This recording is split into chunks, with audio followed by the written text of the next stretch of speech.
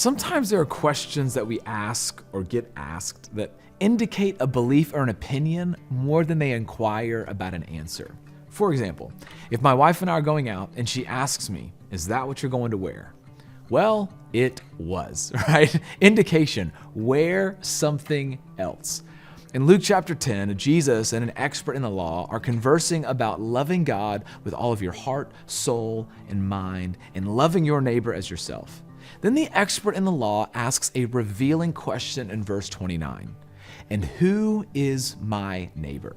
The question was an attempt to limit who falls into the category of neighbor. In other words, from whom can I safely withhold my love and still be good with God? Jesus then launches into his famous parable of the Good Samaritan. An unidentifiable stranger has been robbed, beaten within an inch of his life, and needs help. A priest and a Levite pass by, but a Samaritan, whom Jews hated by the way, has compassion and goes out of his way to help. Jesus looks at the expert and he said, "Go and do likewise."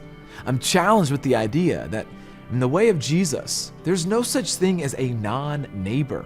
I don't have to agree with everyone, but I am called to love everyone. Love that goes the extra mile and breaks down barriers should be our distinctive.